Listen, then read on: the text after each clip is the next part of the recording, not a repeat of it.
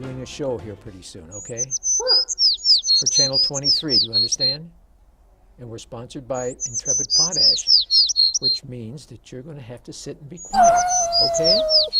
All right. You wanted to say goodbye to... No, just say hello. You don't have to say goodbye. All right, you go behave yourself. Oh, hello, ladies and gentlemen. Welcome to Channel 23. This is a program that we call The Faces of Carlsbad, where you get to meet people that you might know, people who are even related to you, and people that you've never seen before. And today, I'm interviewing a very lovely lady that I met only a couple weeks ago, and we're going to talk to her about where I met her and how I met her. And don't stop watching, because you're going to be in for a treat. I promise you that. Nancy Haggerton. Nancy, welcome to the show. Thank you. So nice to see you. We were talking off the record when my microphone fell apart that you had a great background. You were born in Tahoka, Texas, which is just close to Lubbock. Is that correct? Sir. And population of, what did you say? Like 24. 24 people in Tahoka.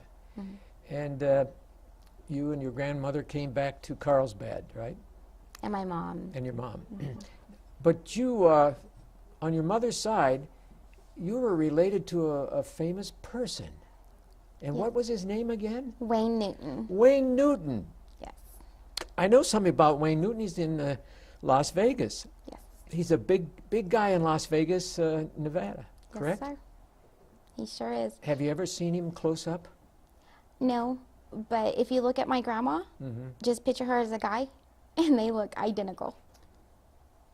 Well, he should come out here and see you. Maybe he'll see us on Channel 23, right? Right. He'll be a famous name. So where did we meet? At the little theater when I went to watch Fiddler on the Roof. Fiddler on the Roof. Yes, sir. And you've never, you told me you have not seen the movie. No, never. Well, but you're going to have to see the movie. And you want to know why? Because a very famous guy I know around here, his name is Guy Lutman. Guy Lutman was in that movie. Oh, wow. He is one of the Russian dancers. And I can't remember if he's in the first row or the second row, but when I concentrated, I could see him. So you're going to have to watch him, because you'll recognize him immediately. Oh, wow. Yeah. So here I'm hearing about a famous guy, Wayne Newton, and you're hearing about a famous guy, Guy Lutman. Guy Lutman. My gosh. Well, we met at the theater, and we were discussing a number of things, and you brought up something that really intrigued my mind, something that you've been going through, illness-wise, correct? With my health? Yes. Yes, sir. We don't like to get on the part of talking about somebody's health, but you and I seem to have a nice conversation going, and it didn't seem to bother you to be able to talk to me about it. And something that people should know, how to create some kind of medicine that can help a person feel good, right? Right. So tell us, well, before we get into the health issue, tell us about you growing up in Carlsbad and high school and those things, and then we'll get to the nitty-gritty. Okay. I was raised here most of my life. We moved to Monahans, Texas, where my stepdad got transferred when I was 18. I lived there since I'm now 33. I've been here most of it. Wait a minute. You're 33? Yes, sir. You look like you're in your teens. Thank you. Oh my gosh. I have kids that are teenagers. I can't believe it. I have a 12 and a 13-year-old. Oh my gosh, Nancy. My blessings. Yeah. Okay, and you were in Texas at Monahans? Did you like Monahans? I loved it. I do. I miss it, but I met a wonderful man here who I married 2.5 years ago, and we've been here since. 2.5 years ago? Yeah. Well, and he's a nice man. Oh, he's amazing. He's I've a lot heard younger. Well, that's all right. Don't worry about that. So it's an amazing thing that you married a nice man, but you know, I keep thinking about so many nice, amazing men out there that are decent chaps too, that would make good husbands, but they can't find a wife because the wives don't like them. The women don't like them. You know, that's the way it goes in life. Yeah. You know that. All right, tell me, And then you came back here, how many years ago did you say? About 2.5 years ago. 2.5 years ago? April of 2010. Yeah. And we were talking about a friend of mine that I watched grow up through the years, Sarah Wentworth. Yes, she's my boss. She's your boss. And the amazing thing is that her father and her uncle, I had them both as students years ago at Sunset School. Oh, wow. Yeah. Her daddy's name is, I can think, all of a sudden my brain has gone out, but it'll come to me. I know him as Dad, because Yeah. he walks into the store and she's like, hey, Dad. And then she introduces him as, this is my dad. Yeah. So I know his name is Dad. Okay, Dad Wentworth. Yeah. But I know it. They had a sister too, and one of the brothers and the sister, they still live in Texas. They moved to Texas years ago. Oh, okay. Yeah. Wonderful family. But anyway, let's get back to you.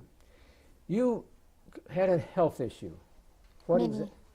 I have many. Many. Okay, let's just start with and talk about some of it so these people can get an update on what it is and how do you counteract it, if it's at all possible. Well, first of all, I want to thank you for bringing me, because I have the newest medical in me, and this is a way to get out to people that might not know that can help them. Some of the things I have, they've just designed in the last 2 to 3 years. But me being nosy, I got on the internet and I found it. I've been a diabetic 33 years. I am the youngest at this moment in the history to have gotten diabetes. We've not found anyone younger than me. You were 3 years old when you came down with it, or 4? I was born with diabetes, and I was insulin dependent at the age of 3. Oh my goodness. So, but for the first 3 years, my mom kept taking me doctor after doctor, and they kept saying I wanted attention. They kept saying that, I was faking. And my big issue was I kept drinking and using the bathroom a lot. And she, in the beginning, was thinking I was just going to every bathroom to see what they look like or something when we'd go to the stores. And she was getting really upset. And finally, Dr. Gutierrez, when I was 3. Yeah, he was my doctor. Oh, he was amazing. He was a wonderful man. When I was 3, he took me from his office and put me in the hospital and started me on insulin.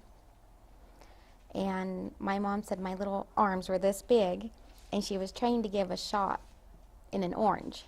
Oh my. And she went from an orange to my little arm, and it was not easy. Oh no. Oh my goodness. I was 5 when I gave myself my first shot. 5 years old? Yes, sir. Oh my gosh, that must have been difficult for you to insulate yourself.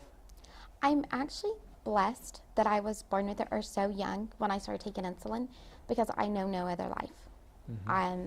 A lot of people don't get it till they're in their teens or older, and their whole life changes. You can't eat sugar, you have to take insulin, you have to go on this diet. So I'm very blessed to have had it at a young age and no other life. And due to the diabetes, I've had issues with my stomach. My stomach failed. It wasn't digesting. I now have a pacemaker, which is very new, in my stomach. Hi, how does that work? It works just like the heart. It's placed right here, and the lines connect to my stomach, and it just pumps my stomach to digest food. Oh my gosh. I went 6 months while all I could eat was soup or liquids in Ensure, because I couldn't eat any solid foods. And there's an amazing doctor in Lubbock who puts pacemakers in the stomach for your stomach not working, in the brain for seizures, and in the bladder if, You're having problems with the that bladder. too. And then February 2010, I found out most transplants have to be a kidney pancreas transplant. 2009, I found out they do just pancreas. And I went to Houston, and I was on a waiting list for 9 days, and I got a pancreas transplant. Oh, you've been through horrible times. Insulin when you were a baby, pancreatic problems, machines in your stomach to digest food, and you can't eat any solid foods at all. Is that correct? I can since the pacemaker. Since the pacemaker, you can. I gained a lot of weight back. Was that an experience when you finally eat something solid again? It took a couple months before the pacemaker actually kicked in, and it's great now. I can eat anything and everything. Well, that a diabetic can eat because my transplant failed. I had the transplant February 1st of 2010. May 9th of 2010, I got hit head on, and the airbag hit where I had the transplant. And I fought for about 9 months to save it, and it just failed. So it's just sitting in me, dead. So I went those few months of not being a diabetic for like 9 months. It was great. So what I can eat now, solids, anything that my diet allows me to eat. But because of the transplant and its failure now, you're a diabetic again? Yes, sir. Is there any way to overcome that in the future? Did they give you any hope at all? Another transplant. My kidneys are not failing at the moment. My liver is. I'm totally backwards from what a normal diabetic does. Yeah. I have the neuropathy in the legs. What does that mean? The nerves in my legs are gone, so my legs feel like they're always on fire. Sometimes it's hard to walk. Sometimes it's just a nerve damaging illness. And the diabetes kind of kills all the nerves like it did in my stomach. It killed all the nerves for my stomach to work. And that's how a lot of diabetics lose their limbs, because the nerves and everything quit working and they have to be amputated. You know, see, this is what brought all this up with me, is the fact that you went through all of these things, and when I talked to you that day, you had the most beautiful smile on your face, and I thought to myself, I don't have any physical problems at all, and I'm such a grouch. And here she is, she's so beautiful with a beautiful smile, and she's been through everything. It's overwhelming. Well, sometimes I laugh and think I'm a quilt. I've had 31 surgeries. 31 surgeries. Yes, I've even had this eye cut open twice and reconstructed. And I've had this eye cut open once. I've had 3 surgeries on this knee, 2 surgeries on this, 2 surgeries on each hip, 2 surgeries on each shoulder. I have a portacath in my chest. And what is that exactly? It's an automatic IV. Oh, IV, okay. They just go and stick, it's called a Huber needle, and they can do blood draws and give me fluids or anything through it. And I've had, I had a hole in my leg that I had to have surgery on, and I've had a hysterectomy, and I've had cancer twice, so we went through that. And they told me from when I was really young I could never have children, and I have 2 blessed little girls. And they didn't have the same diseases that you? No. Isn't that wonderful? Thank God for that. I had my oldest when I was 6 months pregnant, and I spent 5 months in the hospital so I could have her. And then the baby, I had her when I was 7 months. So they were a 2-pound and a 4-pound baby, but they are bigger than I am now. Is that right? The 12-year-old's about my size, and my 13-year-old's taller than I am. Well, that's an amazing story. So. My gosh. Well, with all those problems that you had to face, and have to face even today, what do you enjoy doing to relax a little bit? I go to the gym. I like to go through the theater. I help at the soup kitchen. Oh, you help at the soup kitchen. Yes, Good. I'm now the cook on Tuesdays. You are? Yes. Oh my gosh. I am. As of this past Tuesday, I became the cook on Tuesdays.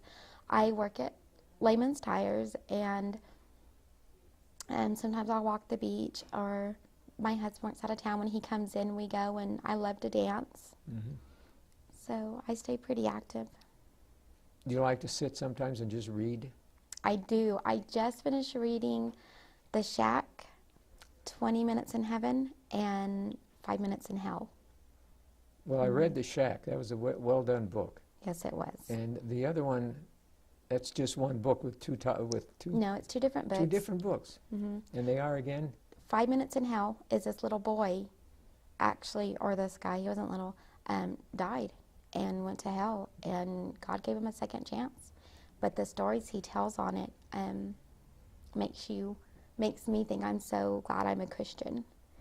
And, you know, I know God is my Savior. And 20 Minutes in Heaven is a gentleman that he just left a Baptist convention and was in a car wreck. and he actually went to heaven and spoke about it.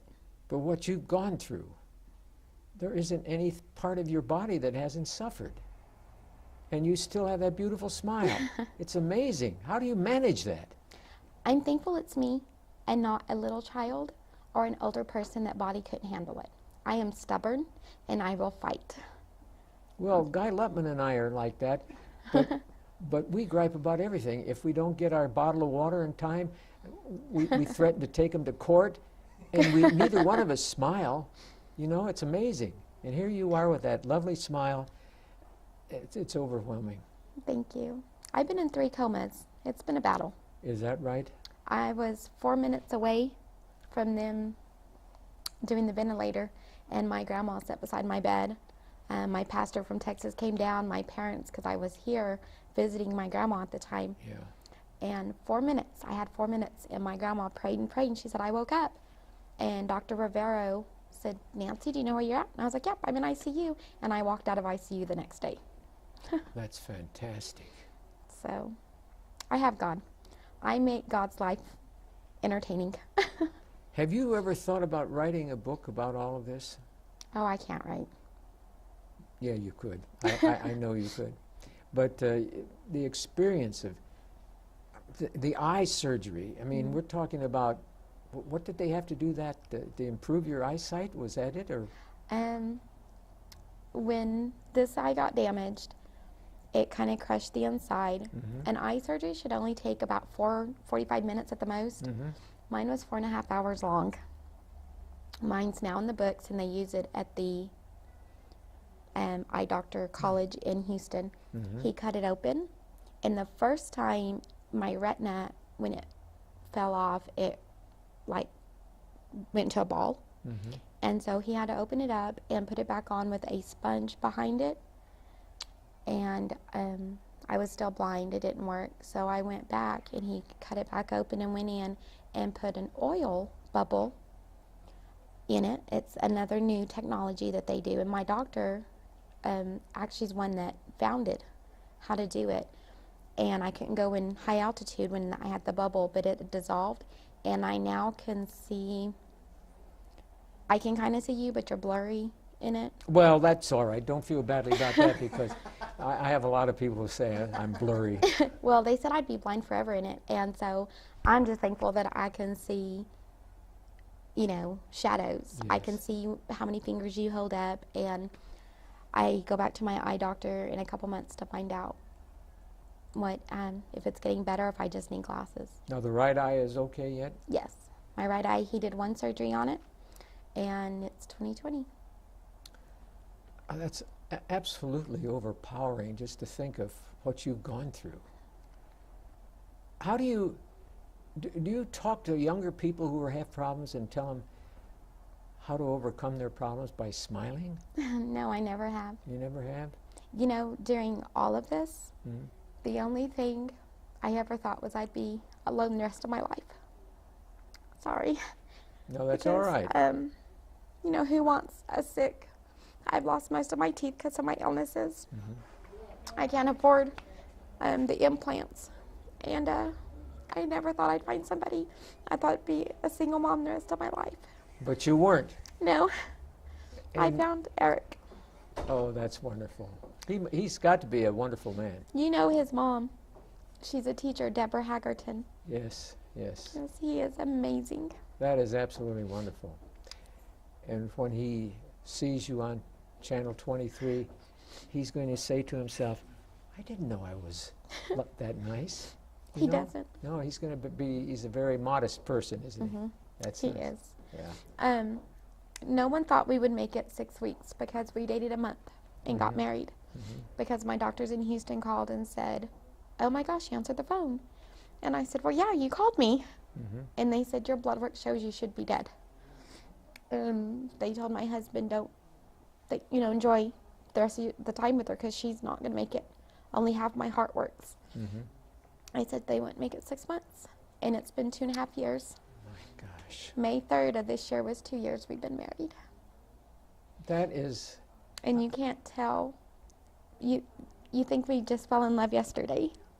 Oh, that's wonderful. So That's why I have a cat that feels that way about me. Yeah. It's fantastic. I don't know. I'm so proud of you that all the things you've gone through is overwhelming. And I'm so proud of the fact that I met you. I had never seen you before. well, you have. I was really little. Uh, but anyway, wasn't that amazing that I saw you at the theater and we just started talking Yeah. and all these things came up and I said, I've got to interview you on Channel 23. And I debated Yeah, I know you did, but because I was like, why? What about me? And everything about you, let me tell you. And then my husband said, babe, if you can save one life because they hear of something you have that no one's ever heard of because it's new. Yeah. I said, you're right. Well, you've made my day, let me tell you. Thank you. And your boss is Sarah. Mm-hmm. Tell her I send my love, would you, when you see her? I sure will. And tell her not to forget to look at Channel 23. Oh, all at work's already ready to see it. Oh, good. Well, on behalf of Channel 23, we want to thank you so much for being here today. Thank you so It's much. been a real pleasure. I'm proud of you. Thank you. Ladies and gentlemen, all I can say after this wonderful program is just goodbye and good luck. Sarah.